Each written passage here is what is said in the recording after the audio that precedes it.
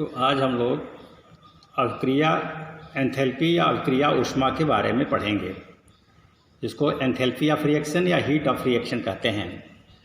तो देखिए, कोई रासायनिक अभिक्रिया जब होती है तो किसी रासायनिक अभिक्रिया के पूर्ण होने पर जितनी ऊष्मा अवशोषित होती है या उत्सर्जित होती है उसे हम उस अभिक्रिया के लिए अभिक्रिया ऊष्मा या अभिक्रिया एंथैल्पी कहते हैं। ठीक है, और इसे हम डेल्टा एच से प्रदर्शित करते हैं, जिसको एंथैल्पी परिवर्तन या ऊष्मा परिवर्तन को हम डेल्टा एच से प्रदर्शित करते हैं। मान लीजिए कोई रासायनिक अभिक्रिया हो रही है और यह रासायनिक अभिक्रिया मान लीजिए ऊष्माक्षेपी है, मतलब ए और बी अभिकारक परस्पर अभिक्रिया करके सी और डी बना रहे हैं और Q calorie, kilo calorie, joule, kilo joule, कोई भी चीज़ मान सकते हैं। मान लीजिए क्यू इकाई ऊष्मा जो है उत्सर्जित हो रहा है।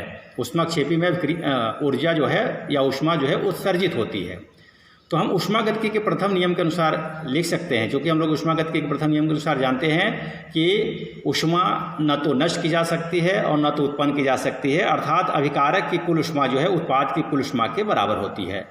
तो अगर उत्पाद की कुल ऊष्मा अभिकारक की कुल ऊष्मा के बराबर है तो हम उत्पाद की ऊष्मा को लिख सकते हैं एच सी, मतलब सी की ऊष्मा, एच डी, डी की ऊष्मा और प्लस क्यू जो आपका ऊष्मा है, मतलब उत्पाद की ऊष्मा बराबर अभिकारक की ऊष्मा, ए की ऊष्मा प्लस बी की ऊष्मा। इसको हम फिर लिख सकते हैं H C plus H D, और H A plus H B जो इधर है इसका पक्षांतर करेंगे तो माइनस हो जाएगा, और क्यू का इधर पक्षांतर करेंगे तो माइनस क्यू हो जाएगा। तो हम लिख सकते हैं H C plus H D minus H A plus H B. तो एच सी और प्लस एच डी क्या है? उत्पाद की कुल ऊष्मा। उत्पाद आपका था ना सी और डी, तो उत्पाद की कुल ऊष्मा माइनस ए और बी अभिकारक थे, अभिकारक की कुल ऊष्मा। तो दोनों का जो अंतर है, देखिए उत्पाद की ऊष्मा को हम एच पी से प्रदर्शित कर सकते हैं और अभिकारक की ऊष्मा को हम H R, R for reactant, reactant माने अभिकारक, और P for product, P for product मतलब उत्पाद।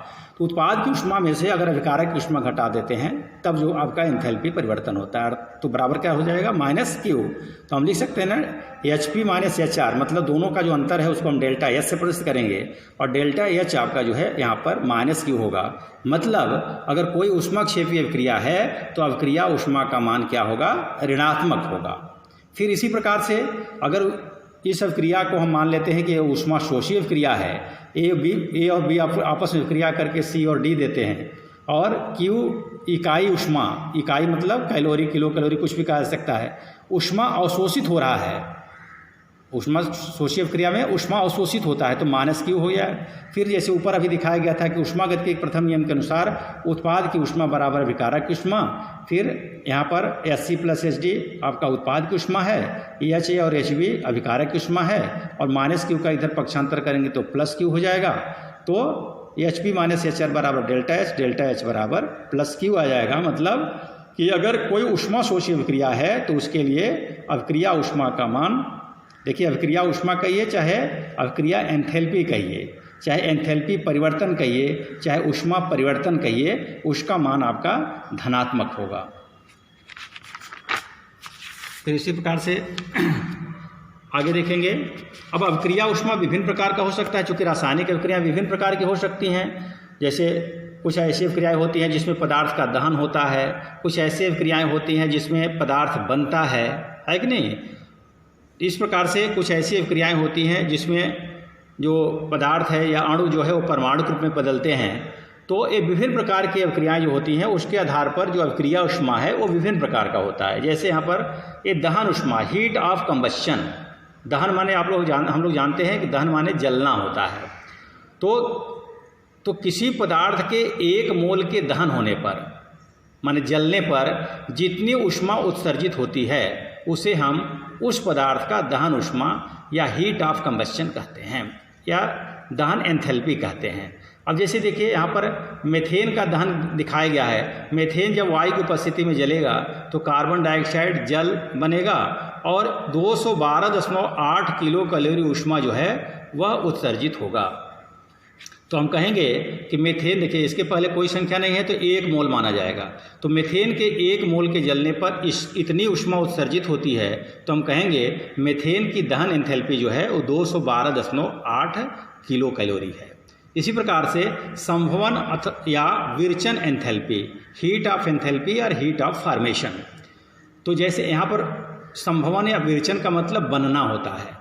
तो किसी यौगिक के एक मोल पे उसके अवयवी तत्वों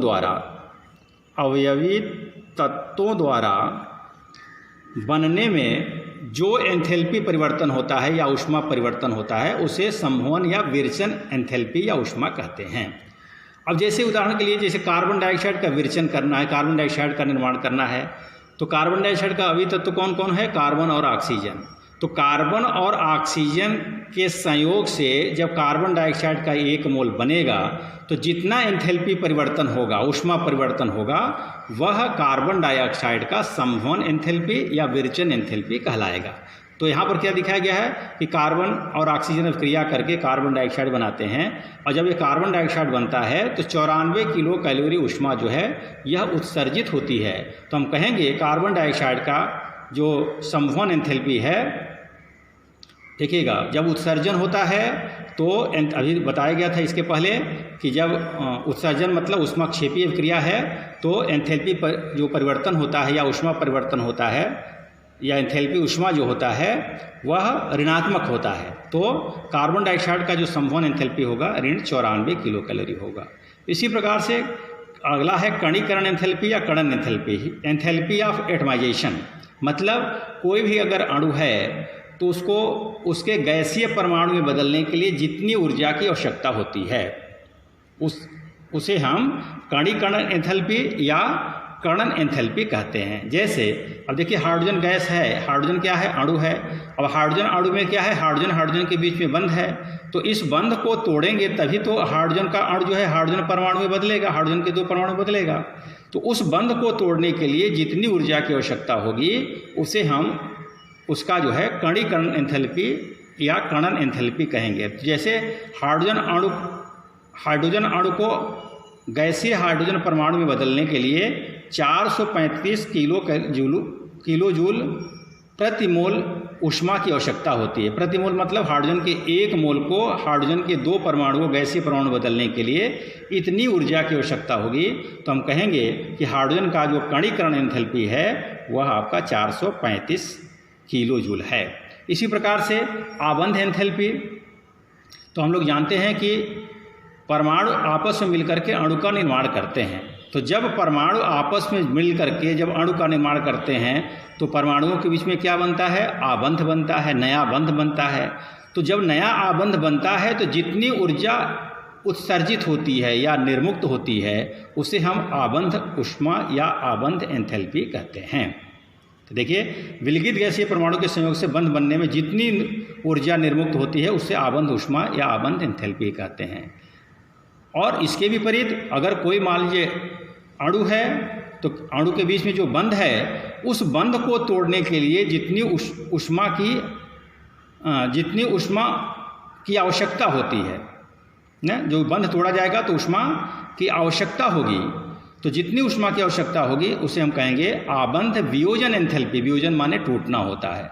तो ध्यान रखेंगे किसी भी अणु के लिए जो आबंध वियोजन एंथैल्पी है या आबंध एंथैल्पी है दोनों के मान बराबर होते हैं, केवल चिन्ह में अंतर होता है। देखिए जैसे हाइड्रोजन के परमाणु जब मिलकर के हाइड्रोजन अणु बनाते हैं अर्थात इनके बीच में जब बंध बनता है तो 435 किलो जूल ऊष्मा उत्सर्जित होती है। और जब इस हाइड्रोजन बन गया तो इस हाइड्रोजन अणु को फिर परमाणु में बदलने के लिए हमें अलग से ऊर्जा देना पड़ता है, अर्थात ऊर्जा की आवश्यकता होती है। तो उतनी ही ऊर्जा की आवश्यकता होगी जितना ये जो बंध बनने में जितना ऊष्मा उत्सर्जित हुआ था उतनी ही ऊष्मा जो है इस बंध को तोड़ने के लिए आवश्यक होगा। अर्थात हाइड्रोजन की जो आबंध वियोजन एंथैल्पी होगी 435 किलो जूल प्रति मोल होगी और जो आबंध एंथैल्पी होगी वो ऋण 435 किलो जूल प्रति मोल होगी। ठीक है, तो इसको हम लोग ध्यानपूर्वक वीडियो को देख करके और नोट्स बनाएंगे। धन्यवाद।